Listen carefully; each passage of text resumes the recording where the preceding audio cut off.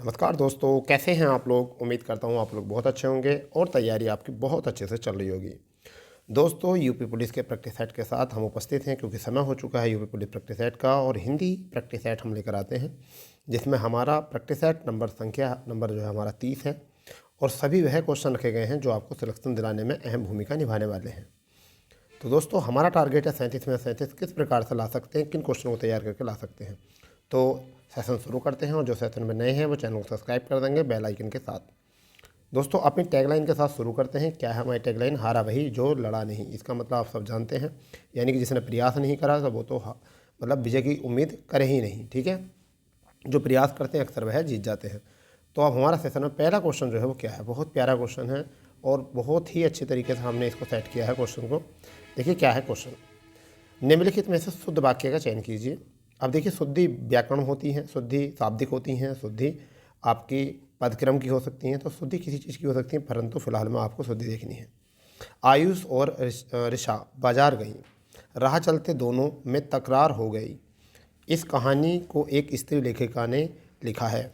बच्चों ने कहा पापा आ गई। तो यहाँ पर आपको शुद्ध वाक्य का चयन करना है, शुद्ध वाक्य का। ठीक है बेटा, शुद्ध वाक्य का चयन करना है। तो देखिए, आयुष और ऋचा बाजार गई, तो गई नहीं होता, यहाँ गए होता, तो ये तो हो गया आपका एरर यहाँ पर। इस कहानी को एक स्त्री लेखिका ने लिखा। जब लेखिका बोल दिया तो स्त्री शब्द लिखना यहाँ पर अनुचित था। बच्चों ने कहा पापा आ गई नहीं आ गए, तो ये तीनों में एरर है, शब्द की एरर है। अब यहाँ पर आपका है राह चलते दोनों में तकरार हो गई, तो यही आपका हो गया सही, क्योंकि तकरार हो गई, तकरार जो होता है वो स्त्रीवाचक होता है और इसी वजह से क्रिया भी क्या आई है, स्त्रीवाचक आई है। आप लोगों को यहाँ से समझ में आ चुका होगा पूरी तरीके से। दूसरे क्वेश्चन की ओर चलते हैं। दूसरा क्वेश्चन क्या है, बहुत प्यारा क्वेश्चन है जो आपको रखा गया है ये। ठीक है, उर्दू शब्द सौदा का बहुवचन क्या रूप होगा, क्या रूप होता है? उसका रूप परिवर्तित हो जाता है, उसके रूप में कोई परिवर्तन नहीं होता है। बहुवचन में उसके विकल्प का प्रयोग किया जाता है, उसके अंत में गर लगाकर लगा देने से वह बहुवचन बन जाता है। बताइए क्या होगा, बताइए। सौदा उर्दू शब्द का बहुवचन में क्या रूप होता है? तो इसका होता है उसका रूप परिवर्तित हो जाता है। क्या हो जाता है? उसका रूप परिवर्तित हो जाता है। ये कथन या ये स्टेटमेंट इसमें सही है और सारे स्टेटमेंट गलत हैं। समझ गए नहीं? यानी कोई रूप परिवर्तन नहीं होता, होता है बहुवचन में उसके विकल्प का प्रयोग होता है, उसी विकल्प का नहीं होता, गलत है। ठीक है, आगे है उसके अंत में घर लगाकर वो संज्ञा बन जाता है, सौदागर हो जाता है, इसका मतलब बहुवचन नहीं होता है। ठीक है, तो ए ही हमारा सही आंसर बनेगा। ठीक है बेटा, तीसरे प्रश्न की ओर चल रहे हैं और बहुत ही बढ़िया प्रश्न है तीसरा। जिन भाववाचक संज्ञाओं के अंत में हट होता है उनका लिंग होता है। आप बताइए पहले तो कि पुल्लिंग, स्त्रीलिंग, नपुंसकलिंग, उभयलिंग, जिनके अंत में हट होता है। ठीक है, क्या होते हैं, क्या होते हैं, जल्दी बताइए। हाँ जी, क्या होते हैं? वह क्या होते हैं? स्त्रीलिंग होते हैं। ठीक है, वो क्या होते हैं? स्त्रीलिंग होते हैं। जैसे आहट, आहट कहते नहीं किसी की आहट हो रही है, झल्लाहट। ठीक है, तो हट जिसमें आगा उसके अंतर्गत क्या आगा आपका? स्त्रीलिंग। मैं आपको बताता हूँ, खे, टे, बट, हट, आड़ी, जितने शब्दों के अंत में आएंगे, खे आ जाए किसी शब्द के अंत में तब भी, टे आ जाए किसी शब्द के अंत में तब भी, बट आ जाए तब भी, और हट आ जाए तब भी, और आड़ी, आड़ी मतलब ये अगर लिखा हो कहीं आ जाए तब भी वह क्या होगा? स्त्रीलिंग ही होगा। ये आपको समझना पड़ेगा। हिंदी में लिंग 2 प्रकार के होते हैं, जबकि जबकि आपके संस्कृत में जो होते हैं वो 3 प्रकार के होते हैं। ठीक है, आपको अब इसमें ही क्या देखना होता है, कुछ नित्य पुल्लिंग होते हैं, कुछ मतलब नित्य स्त्रीलिंग होते हैं। ठीक है, जैसे खटमल, खटमल क्या होता है? नित्य पुल्लिंग होता है। ठीक है, मक्खी नित्य स्त्रीलिंग होती है। समझ गए नहीं? जिनका स्त्रीलिंग हम स्वर से नहीं बना सकते, मात्राओं से परिवर्तित करके नहीं बनाते, वो हमारे नित्य स्त्रीलिंग या नित्य पुल्लिंग होते हैं। ठीक है, और जिनमें हम प्रत्यय लगाकर उनको बनाते हैं तो वो हमारे क्या होते हैं? जैसे आपका आ जाएगा बत्तख, तो बत्तख नित्य पुल्लिंग होती है, इसको लगा देंगे नर बत्तख। ठीक है, कौवा तो मादा कौवा, इस तरीके से। चौथा प्रश्न क्या है हमारा? चौथा प्रश्न बहुत प्यारा प्रश्न है। रात में विचरण करने वाले प्राणी को क्या कहा जाता है? निशाचर, बनचर, तमचोर, निशाचर। बताइए, बहुत प्यारा क्वेश्चन, बहुत ही प्यारा। ठीक है, तो क्या होता है इसका? आपको पता चल गया होगा, इसका होता है निशाचर। निशा मतलब रात्रि और चर मतलब चलने वाला, तो रात्रि में विचरण करने वाला क्या होता है? निशाचर, अर्थात राक्षस। क्या होता है? अर्थात राक्षस। ठीक है भाई, इस तरीके से हम कह सकते हैं। तो ये हो गया हमारा चौथा प्रश्न, अब चलते हैं 5वें प्रश्न की ओर चल रहे हैं बेटा। निम्नलिखित में से कौन सा शब्द तद्भव है? तद्भव मैं आपको बता देता हूँ, वह सब तद्भव जिनकी वॉइस जो है मुंह से सीधे निकलती है, रुक के नहीं निकलती, उन्हें हम क्या कहते हैं? तद्भव। जिनका संस्कृत रूप परिवर्तित हो जाता है उसे हम क्या कहते हैं? तद्भव। ठीक है, जिसमें चंद्र बिंदु आता है वो क्या होते हैं? तद्भव। ठीक है, तो तद्भव की बहुत पहचान होती है। देशा शब्द जो होते हैं अधिकांश तद्भव। ठीक है, सब क्या होते हैं? तद्भव होते हैं। तो इसमें उल्लास, अच्छवास, निश्वास, उजास। आप इनमें से बता दो किसकी आवाज़ जो है बिल्कुल सीधी निकल रही है। उजास कहीं नहीं रुक रही, देखो उल्लास में लय जीभ रुक रही है, उच्छ्वास में भी हवा कहीं ना कहीं रुक रही है, निश्वास में भी हवा रुक रही है, और उजास जैसे शब्द हैं ऐसी वायु निकल रही है। तो यहाँ पर आपका क्या हो जाएगा? उजास आपका सही आंसर हो जाएगा। ठीक है बेटा, क्या होता है? संस्कृत के जो शब्द प्राकृत, अपभ्रंश, पुरानी हिंदी आदि से विकृत होकर परिवर्तित होकर आए होते हैं उन्हें हम क्या कहते हैं? तद्भव। जैसे चींटी का तद्भव, चींटी तद्भव होता है, इसका जो तत्सम होता है वो होता है पीपली का। ठीक है, हाँ जी। एक होता अंगोछा, तो अंग्र पोछा, अंगोछा होता है वो तद्भव होता है, इसको क्या कहते हैं? अंग्र पोछा।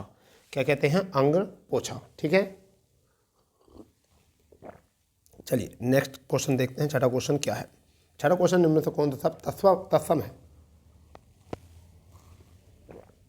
पहचान बता देता हूँ तत्सम की, पहले फिर ढूंढेंगे। जिन शब्दों में अनुस्वर का प्रयोग किया जाता है वो तत्सम होते हैं, संयुक्त स्वर का प्रयोग किया जाता है तत्सम होते हैं। ठीक है, उष्ण व्यंजनों का प्रयोग होता है तत्सम होते हैं। ठीक है, अब आपकी बात है। ठीक है, संस्कृत से जो के तो प्रयोग होते हैं वो भी तत्सम होते हैं। तो प्रतीत, प्रतीत, प्रतिमान, प्रतिबिंब, जल्दी बता दो क्या है? बहुत बढ़िया, बहुत ही बढ़िया जी। क्या है इसका? प्रतीत। क्या होता है? प्रतीत। ठीक है भाई, सॉरी इसने बोला तत्सम नहीं है, तो क्या होगा? प्रतीत। हाँ, ये वाला हो जाएगा प्रतीत। फिर हो जाएगा ए विकल्प आपका। देखिए प्रतीत, प्रतिमान और प्रतिबिंब तीनों जो होते हैं वो क्या होते हैं? तत्सम होते हैं, और ये आपका होता है तद्भव। तो करेक्ट आंसर ऑप्शन ए। ठीक है, ये उत्पत्ति के आधार पर 4 प्रकार के शब्द होते हैं, आपको पता होना चाहिए। एक होते हैं तत्सम, एक होते हैं तद्भव, एक होते हैं देशज, एक होते हैं विदेशज। ठीक है, सभी को मिलाकर जो होता है 2 या 2 से अधिक भाषाओं से मिलकर जो बनता है उसे कहते हैं हम संकर शब्द कहते हैं। उत्पत्ति के आधार पर शब्द जो होते हैं बेटा वो कितने प्रकार के होते हैं? 4 प्रकार के। व्युत्पत्ति के आधार पर 3 प्रकार के, प्रयोग के आधार पर 2 प्रकार के, और अर्थ के आधार पर 4 प्रकार के। ठीक है, एकार्थी, अनेकार्थी, विपरीतार्थी और समानार्थी। क्लियर? चलिए अगले क्वेश्चन में चलते हैं।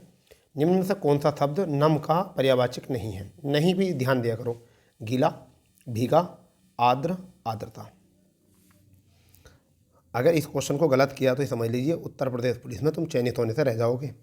आर्द्र का नहीं है। देखिए आर्द्र माने नमी होता है, गीला माने नमी होती है, भीगने का भी नमी होता है। आर्द्रा नहीं होता है, आर्द्रा नहीं होता। ऑप्शन नंबर डी, क्योंकि आर्द्रा किसका होता है नाम?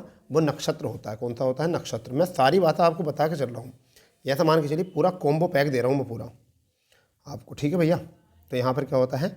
आर्द्रा माने होता है नक्षत्र। अब ये मत को कोई बोलना कि नक्षत्र क्या होता है। ठीक है, फिर तो बेटा फिर बाद में कहेंगे ये कौन है ना तुम्हारे पापा, पापा शब्द कौन होता है? फिर कभी मम्मी से पूछो। ठीक है, त्रिशंकु होना उपयुक्त अर्थ है। त्रिशंकु होना उपयुक्त मतलब त्रिशंकु किसे कहते हैं बताइए? चारों ओर ध्यान होना, किसी और का ना करना या किसी और का न रहना, 3 तरफ ध्यान देना, केवल ऊपर देखना। त्रिशंकु बता दो बेटा क्या होता है? उसका शब्द क्या होता है? उसे कहते हैं हम किसी और का न रहना। किसी और का न रहना उसे कहते हैं त्रिशंकु। मतलब कहते हैं ना तो घर का रहा ना घाट का, उसे कहते हैं द्विशंकु। और त्रिशंकु का मतलब होता ना घर का ना घाट का और ना अपना, तो उसे कहते हैं त्रिशंकु होना। ठीक है, जो सबसे झूठ बोलता है। निम्नलिखित वाक्यों में संयुक्त वाक्य की पहचान करिए। अब बताओ, बहुत ही प्यारा क्वेश्चन। रचना के आधार पर वाक्य 3 प्रकार के होते हैं, अर्थ के आधार पर वाक्य 8 प्रकार के होते हैं। रचना में सरल वाक्य होता है, संयुक्त वाक्य होता है, मिश्र वाक्य होता है। ठीक है, सरल वाक्य में बेटा क्या होता है? एक उद्देश्य एक विधेय होता है। मिश्र वाक्य में बेटा क्या होता है मैं आपको बताना चाहूँगा, किंतु, इसलिए, परंतु, तथा ये सारे शब्द जुड़ते हैं। सॉरी, मिश्र वाक्य में काकी के होते हैं, जबकि संयुक्त में क्या होता है? और, इसलिए, किंतु, परंतु ऐसे होते हैं। ठीक, चलिए देखते हैं क्या है क्वेश्चन। मैं तुम पढ़ोगे ना पढ़ाओगे ना वह पढ़ेगा। सौरभ दीनू को पत्र लिखता है। मेरे इस परिश्रम का उद्देश्य है कि परीक्षा में अच्छे अंक प्राप्त करूं। जब भी उस भिखारी को देखता हूं मेरा मन क्या है भाई? मेरा मन करुणा से भर जाता है। जल्दी बताओ। ABCD क्या है आपका सही आंसर? और मुझे ऐसा लगता है आपका ये सबका सही जाने वाला है आंसर। अगर ये सही आंसर नहीं गया तो फिर तो लंका लग जाएगी। क्या है? देखिए क्या है यहाँ पर, संयुक्त वाक्य बोला ना। आज मैं आपको एक ऐसी पहचान बनाने वाला हूँ जिसमें न आ जाए शुरू में। न तुम पढ़ोगे और यहाँ लगता और न वह पढ़ेगा, तो आपका ऑप्शन नंबर ए। ये आप सूक्ष्मदर्शी लेकर निकल जाना अगर आपको ऐसा वाक्य मिल जाए तो। ठीक है भाई। 10वां क्वेश्चन क्या है? रिक्त स्थान का चयन करेंगे। क्या है रिक्त स्थान? रिक्त स्थान की पूर्ति क्या है? हमें ऋषि मुनियों की संतान होने का अभिमान है, गर्व है, दर्प है, घमंड है। जल्दी बता दो। मैं आपको एक कांटे की बात बताता हूँ। देखिए निगेटिव सेंस और एटीट्यूड वाले सेंस कभी भी हिंदी में काम नहीं आते। तो देखिए यहाँ पर एटीट्यूड है, घमंड, तो ये तो होगा नहीं। अभिमान भी एटीट्यूड ही है, ठीक है, अभिमान भी एटीट्यूड ही है, तो क्या हो जाएगा फिर? दर्प। दर्प तो होता नहीं है, क्या होगा? हमें गर्व होगा। क्या होगा? गर्व। ये दूसरा वाला गर्व नहीं है, वो भय होता है भैया, कभी गलत सोचो। क्या है ये? गर्व। ठीक है, प्राउड। ठीक है भाई, तो बी विकल्प इज द राइट आंसर। 11वां क्वेश्चन है, निम्नलिखित में से कौन सा वर्तमान काल का भेद नहीं है? नहीं नहीं नहीं नहीं। तात्कालिक वर्तमान, पूर्ण वर्तमान, संदिग्ध, हेतु हेतु। सबको पता, बच्चा बच्चा चीख चीख कर पुकार रहा है कि हेतु हेतु वर्तमान नहीं होता, क्योंकि हेतु हेतु जो होता है कोई कार्य होने वाला होता है परंतु कारणवश नहीं होता, पर वर्तमान में ऐसी कंडीशन होती नहीं। तो भविष्य में होता है, ये पास्ट में होता है, यानी कि जिसे हम भूतकाल कहते हैं वो भी होता है, परंतु वर्तमान में नहीं होता है। ठीक है, बहुत बढ़िया। 12 में देखेंगे, तौलिया किस भाषा का शब्द है? अगर आपने कर दिया तो मज़ा आ जाएगा आज, अगर इस क्वेश्चन का तुमने जवाब दे दिया होगा तो। तुर्की, पुर्तगाली, हिंदी, उर्दू, बताओ जल्दी क्या है तौलिया? ठीक, पुर्तगाली। क्या है आपका? पुर्तगाली। देखो मैं वो वाले बता रहा हूँ जो इम्पोर्टेंट हैं, बिल्कुल इम्पोर्टेंट। देखिए अलमारी, अलमारी ऐसा है 10 एग्ज़ाम होंगे तो उसमें से 9 में आता। साबुन, ठीक है। कप्तान, अब ये कप्तान और अंग्रेजी का भी होता है और पुर्तगाली भी होता है, ठीक है। तंबाकू, बाल्टी, कमरा, पीपा, कार्बन, समझ गए नहीं? ये सभी उसके होते हैं। मगर तौलिया का वचन बताओ आप, बहुवचन है या एक वचन है? तो क्या है? एक वचन है। लिंग बचाओ, बताओ क्या है इसका? तो तौलिया रखा है, ये करना कभी भी एग्जाम में, ये पुरलिंग होता है बेटा। कभी इसे कह दो कि तौलिया फट गई, तो तौलिया गीली है, तौलिया रखी है, इससे लिंग मत कर देना कभी, समझ गए नहीं? बेवकूफ़ी करोगे तो फिर उसका परिणाम भुगतना पड़ेगा। तो क्या है ये? तौलिया रखा है, तौलिया सूखा है, तौलिया वाला ऑफिस कुर्सी चाहिए, ठीक है, इस तरीके से। 13वां क्वेश्चन, आधा तीतर आधा बटेर लोकोक्ति का क्या अर्थ है? बेमेल चीज़ों का सम्मिश्रण, शंकर चूड़ियाँ, अनुपम वस्तु, समान कार्यों का मिश्रण। आधा तीतर आधा बटेर गांव में बहुत प्रयोग करते हैं इसको, कहते हैं बेमेल चीज़ों कहते हैं। पता चला कि पैंट पहनी आया लाल और ऊपर पहनी आया काली शर्ट, पता चल रहा कि कोयले की फैक्ट्री में आग लग गई, ऐसा दिख रहा, तो क्या हुआ? वो आधा तीतर आधा बटेर हो गया। ब्राह्म चिन्हों के प्रयोग की दृष्टि से अशुद्ध वाक्य बताना। ब्राह्म चिन्हों के, बेटा बस हो गया, रहने दो, अशुद्ध बोला है ना, तो देखो यही गलत हो गया। बस के बाद में कहाँ आता है भैया अल्पविराम, और हो गया के बाद में रहने दो, यहाँ कैसा आता? अर्धविराम आता है यहाँ, और बस से पहले ये भी हट जाता, तो यही एक गलत है। गलत चीज़ों की हमें बर्दाश्त नहीं है, इसलिए पहले काटो। 15वां क्वेश्चन, फूल निम्न में से कौन सी संज्ञा है? भाववाचक, जातिवाचक, समूहवाचक, इनमें से कोई नहीं। जल्दी बता दो क्या है? जातिवाचक, ठीक है, जातिवाचक। फूल तुम्हें भेजा है खत में, ठीक है, इस तरीके से। तो फूल किस प्रकार का था वो पता नहीं, तो फूल अगर गुलाब का है तो व्यक्तिवाचक हो गया, गुलाब का है तो व्यक्तिवाचक हो गया। फूल अगर कमल का है तब भी व्यक्तिवाचक, जब कोई हम संज्ञा ऐड कर देंगे तो वो क्या हो जाएगा? व्यक्तिवाचक, परंतु इस टाइम क्या है? ये जातिवाचक, ठीक है बेटा। नेक्स्ट सॉल्व, दिए गए विकल्पों में से सही वर्तनी का चुनाव कीजिए। रोज़ क्लास में ऑफलाइन में वर्तनी मैं सिखा रहा हूँ रोज़, अब बताइए ये कौन सी कितनी खतरनाक वर्तनी आई है? ए विकल्प, बी विकल्प, सी विकल्प, डी विकल्प। अगर इसमें तुमने करा होगा आज और अपना इसका ना, मुझे सबको कमेंट्स चाहिए, सबका कमेंट्स चाहिए कि कौन कौन क्या क्या लगा रहे हैं, सारे कमेंट्स करो इसका, बिल्कुल सभी। तो क्या है इसमें सही जो है? कर्तव्य निष्ठा होता है, यानी कि ऑप्शन नंबर सी, ठीक है, कर्तव्य निष्ठा। 17वां क्वेश्चन क्या है, निम्न में से कौन सा शब्द अनिवार्य का विपरीतार्थी है? नि अनिवार्य, अननिवार्य, औपचारिक, वैकल्पिक। बताओ भाई, बच्चा बच्चा जानता है क्या होता है ये। अनिवार्य का विपरीत क्या होता है? वो होता है वैकल्पिक। कहते नहीं ये वैकल्पिक कार्य है, ये अनिवार्य कार्य है, ये आपको करना ही पड़ेगा। वैकल्पिक में चुनना पड़ेगा, कर भी सकते हो, नहीं भी, कोई दिक्कत नहीं है। Choice is your. 18वां क्वेश्चन है, दिए गए विकल्पों में से ज्येष्ठ का तद्भव, ज्येष्ठ मतलब क्या होता है? बड़ा। ज्येष्ठ का तद्भव रूप क्या होगा? तो जेठ, जेठानी, अच्छा, और मालिनी और ज्येष्ठा। बताओ क्या है इसका, बताओ जल्दी जल्दी। तो इसका हो जाएगा जेठ। क्या हो जाएगा? तद्भव जेठ। ठीक है भाई, बहुत ही बढ़िया, बहुत ही बढ़िया। ठीक है, चलिए 19वां क्वेश्चन देखने वाले हैं। क्या है 19वां क्वेश्चन? बहुत प्यारा क्वेश्चन है। ऐसा मान के चलिए कि मैं इसको 10-12 बार बता चुका हूँ। इनमें से कौन सा अलंकार है? रहीमन पानी राखिए, बिन पानी सब सूप, पानी गए न उबरे, मोती मानस चून। ठीक है भाई, ये बताइए, जल्दी बता दो इसमें। सलेस, रूपक, अनुप्रास, उत्प्रेक्षा। सलेस का मतलब क्या होता है? एक साथ एक शब्द आता है और अनेक अर्थ लेकर आता है, तो ये तो हो गया सलेस।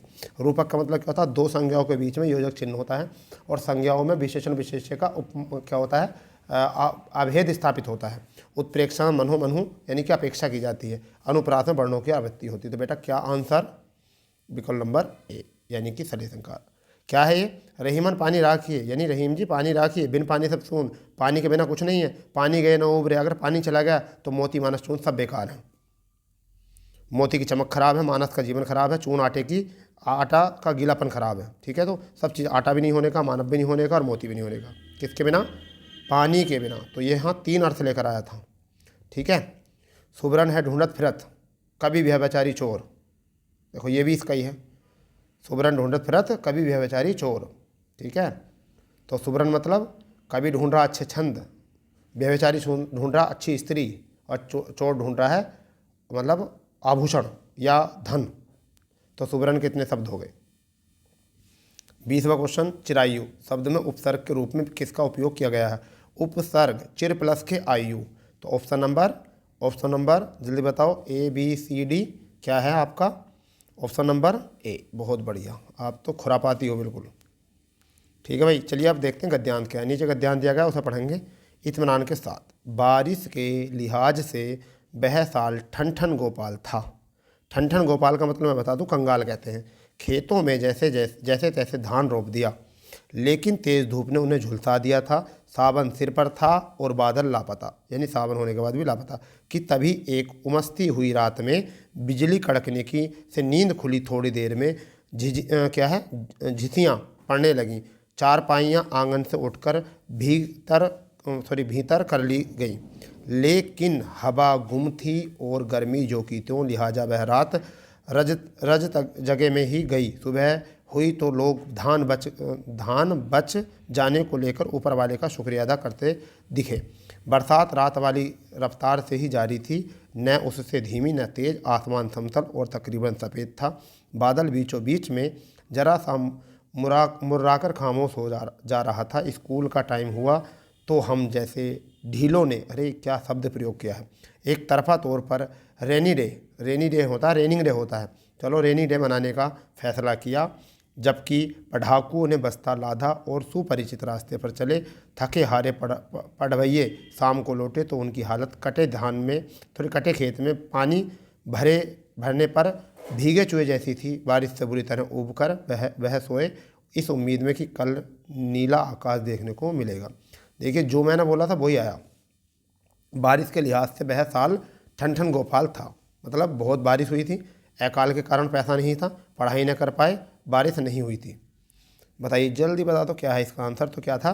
कंगाल होना मतलब कुछ ना होना, तो बारिश न होना।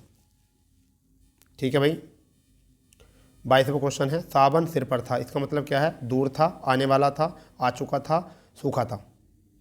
एक बार पढ़ो और एक बार में गद्यांश आया होता है कि यार, यानी कि सावन सिर पर तो आने वाला था। कहते हैं मुसीबत सिर पर है तो मुसीबत आने वाली होती है। चलो बहुत बढ़िया। गद्यांश के आधार पर कहा जाता है कि अगले दिन लोग तेज़ बारिश के न होने से खुश थे। नहीं भाई, तेज़ बारिश के में रेनिंग डे नहीं भाई। लोग बारिश होने से खुश थे नहीं भाई। लोग बारिश के न होने से परेशान थे। जल्दी बताओ इसमें कौन सा सही है? मिलना चाहिए आपका आंसर। तो देखिए क्या थे, बारिश होने से क्या थे, खुश थे लोग, बारिश होने से क्या थे, खुश थे। तो इसका सी विकल्प इज द राइट है। ठीक है भाई। 24 क्वेश्चन, झिनसियाँ शब्द का भाव क्या है? तेज फुहारे, तेज बूंदाबांदी, बहुत हल्की बूंदाबांदी, मूसलाधार बारिश। करेक्ट आंसर ढूंढ दो बिल्कुल। बहुत हल्की बूंदाबांदी उसे कहते हैं झिनसियाँ। तो मैं उम्मीद कर रहा हूँ कि आपको ना मज़ा आ रहा होगा आज सेट में। बहुत ही बढ़िया सेट है, बहुत ही बढ़िया। ठीक है भाई, चलिए कोई बात नहीं है। ठीक है, चलिए अब देखते हैं हम अपना क्वेश्चन जो है 25वां क्वेश्चन क्या है। आंशिक शब्द में प्रत्यय है ए, कै, इक, सिक। आंशिक में जल्दी बता दो क्या है भाई, आंशिक में क्या है? हाँ हाँ, बहुत बढ़िया, इक है। तो देखो कौन कौन से होते हैं इक में, तार्किक, आंकिक, सैनिक, देहिक। इन्हें भी लिखो, तार्किक, आंकिक, सैनिक, देहिक। लिखो जल्दी इनको भी। चलिए 26वां प्रश्न देखते हैं क्या है। नीचे दिए गए वाक्य में त्रुटिपूर्ण खंड को चिन्हित कीजिए। वाक्य में कोई त्रुटि न हो तो डी भाग को चिन्हित कीजिए। पुलिस द्वारा चोरी का माल बरामद हो गया, कोई त्रुटि नहीं, बताइए कौन सा है? तो पुलिस के द्वारा होता, पुलिस द्वारा नहीं, यहाँ पर के की कमी है भाई, पुलिस के द्वारा, तो यहाँ पर गलत है ए। बधु उर्मी आज ही बताया था, आज ही प्रैक्टिस कराई थी संधि की, तो आज ही बताया था मैंने बच्चों को बधु उर्मी क्या होता है, इसका सही संधि विच्छेद। आज मैंने सारी संधि विच्छेद के बताए थे बच्चों को सभी को कि क्या होता है संधि विच्छेद का मतलब कैसे करते हैं हम। तो बधु प्लस उर्मी, बड़े हो की मात्रा, बधु प्लस के उर्मी, छोटे हो की, और फिर यहाँ पर छोटे की। जल्दी बताओ क्या है आंसर? सही बिल्कुल, तो बधु प्लस के उर्मी, ऑप्शन नंबर बी। ठीक है, दीर्घ संधि का उदाहरण है, दीर्घ संधि का उदाहरण परम प्लस का अर्थ परमार्थ दीर्घ संधि का है, बधु प्लस का उर्मी ये भी है, हिम प्लस के आल्य ये भी इसका ही होता है। ठीक है भाई। संधि कितने प्रकार की होती हैं? दीर्घ संधि मतलब स्वर संधि कितने प्रकार की होती हैं? दीर्घ संधि, गुण संधि, आपकी वृद्धि संधि, यण संधि, आयत संधि। ठीक है, चलो वो सारी बात हम कर चुके हैं। 28वां क्वेश्चन है हमारा, भिन्नार्थ शब्द का चयन कीजिए। पावक, अनिल, अनल, कृषाणु। तो क्या है आपका? अनिल। पावक, अनिल। देखिए पावक, कृषाणु तथा अनल अग्नि के पर्यायवाची हैं, जबकि अनिल जो है वो किसका? वायु का। तो ये वायु का इसलिए अलग है। ठीक है, बता दो बस हाँ या ना में जवाब देख लो। हर्ष का विलोम क्या है? खुशी, विषाद, उल्लास, आनंद। क्या है? हर्ष का होता विषाद, हर्ष का होता बेटा विषाद। ठीक है, 30वां क्वेश्चन क्या है? गदला, मैला, मलिन किस शब्द के पर्यायवाची शब्द हैं? प्रलय के, धवल के, पंकिल के, पामर के। बताओ जल्दी जल्दी जल्दी बताओ। गंदा, मैला, मलिन किसके होते हैं? किसके होते हैं? किसके होते हैं? ठीक है, पंकिल के होते हैं। किसके होते हैं? पंकिल के होते हैं ये। ठीक है भाई, पंकिल के होते हैं। धवला का अर्थ होता है उजाला। क्या होता है? उजला। पेड़ले का मतलब होता है विनाश, तो धवला का उजाला, पेड़ले का मतलब विनाश। और एक शब्द और बताया इसमें, क्या है? पामर। पामर का मतलब होता है दुष्ट, दुष्ट प्राणी, दुष्ट प्राणी ये बोला जाता है इसे। तो पामर बोल दो, किसी को बुरा भी नहीं लगेगा। 31वां क्वेश्चन क्या है? ये है बढ़िया क्वेश्चन। 31वां क्वेश्चन क्या है? समझ गए नहीं? 31वां क्वेश्चन आपको बताना पड़ेगा बहुत ही अच्छे से। यानी कि हिंदी शब्दकोश में 6 का क्रम किस वर्ण के बाद आता है? तो आपको पता है ये क्या है? संयुक्त वर्ण है। संयुक्त वर्ण 4 होते हैं, तो कै को और सै को, इस वाले सै को मिला दें तो हमारा 6 बन जाता है, इसलिए आपका आंसर क्या हो जाएगा? त्रय में क्या होता है? तय होता हलंती और होता है रै। ज्ञ में क्या होता है? जय होता हलंती और यह होता है। ठीक है, श्रय में क्या होता है? सै होता है हलंती और रै होता है। ये सारे हो गए, बहुत बढ़िया। 32वां क्वेश्चन, खग जाने खग की भाषा लोकोक्ति का उचित उदाहरण क्या है या उचित विकल्प क्या है? पक्षियों की तरह बोलना, पक्षियों की भाषा न जानना, पक्षी अपनी भाषा स्वयं समझते हैं, समान प्रवृत्ति वाले लोग एक दूसरे को समझते हैं। तो ये आपका ऑप्शन हो जाएगा, ऑप्शन नंबर डी। धर्राटे के साथ करो तैयारी, धर्राटे के साथ खूब तेजी तेजी से, क्योंकि टाइम बेटा बचा नहीं है अब, कभी आप ऐसे मुस्कुराने में लगे रहो। तो ये देखिए क्या है, ये PQRS है, 1 से 6 तक दिए गए हैं। यार पे बोलते हैं ना हिंदी में। हम सबसे पहले वही देखते हैं, यार पे मिलाएंगे क्या है ये, मिलाएंगे क्या है ये। देखिए क्या है, जिस प्रकार दहकना है उसी प्रकार उसके स्वभाव का मनुष्य का धैर्य, अग्नि का धर्म और पर्याप्त होना चाहिए। तो अब मैं आपको एक तरीका बताता हूँ, इसका बड़ा प्यारा तरीका है। जिस प्रकार, तो इसके बाद में क्या आएगा? इसके बाद जब भी आएगा जिस प्रकार, क्वेश्चन आएगा जिस प्रकार, तो क्या लगाएंगे? जिस प्रकार, जिस प्रकार अग्नि का धर्म, अग्नि का धर्म, तो पहला आएगा वह, काट दो, अग्नि का धर्म दहकना है, देखना उसी प्रकार तो आ जाएगा यह, उसी प्रकार मनुष्य का धैर्य तो आ जाएगा लय, मनुष्य का धैर्य उसके स्वभाव से अब आ जाएगा रह, तो देखो वह यह रह लय। अच्छा, ऑप्शन नंबर सी। ठीक है भाई। 34वां क्वेश्चन क्या है? अकल का दुश्मन मुहावरे का अर्थ क्या है? मित्र, महापंडित, महामूर्ख, शत्रु। अकल का दुश्मन किसे बोलते हैं, जल्दी बताओ? किसे कहते हैं? महामूर्ख। एक होता मूर्ख, एक होता उच्च कोटि का मूर्ख, उसे कहते हैं महामूर्ख। ठीक है भैया। अब हमें एरर पार्ट देखना, क्या है एरर पार्ट? धन को व्यर्थ बेकार में सहायता देकर, धनवान को व्यर्थ में बेकार में सहायता देकर कोई लाभ नहीं होता। अब त्रुटि बताइए। देखिए, अब मैं आपको बता दूं जरा, यहाँ समझना क्वेश्चन को, यहाँ समझना। जब व्यर्थ का प्रयोग कर लिया है तो बेकार का प्रयोग क्यों करा भाई? व्यर्थ का मतलब भी बेकार ही होता है, तो यहाँ पर बेकार शब्द गलत है, तो बी पार्ट में एरर है। तो हमारा क्या आंसर है? बी पार्ट में एरर है। 36वां प्रश्न क्या है? दिए गए शब्दों में शुद्ध वर्तनी वाला शब्द क्या होगा? सर्वोत्तम, संसारिक, सच्चिदानंद, कीर्ति। जल्दी बताओ क्या है? बहुत फुर्ती से। तो सच्चिदानंद सही है और सब गलत हैं। सर्वोत्तम में डबल तय होता है, संसारिक नहीं होता, संसारिक होता। क्या होता है? संसारिक ऐसा होता है। कीर्ति में छोटी की मात्रा लगती है, एक बड़ी की मात्रा, एक छोटी की मात्रा, तो यहाँ ई की मात्रा गड़बड़ है। तो हमारा आंसर क्या है? सी। 37वां और आज के सेशन का लास्ट प्रश्न, और आपको आया बहुत मज़ा, और मुझे भी बहुत मज़ा आया है, क्योंकि सारे ही क्वेश्चन जो थे बहुत विकट थे आज। उपसर्ग का प्रयोग होता है शब्द के आदि में, शब्द के मध्य में, शब्द के अंत में, इनमें से कोई नहीं। जल्दी बताओ क्या है आंसर? यह आ जाएगा शब्द के आदि या शब्द के प्रारंभ, एक ही बात होती है। ठीक है बेटा।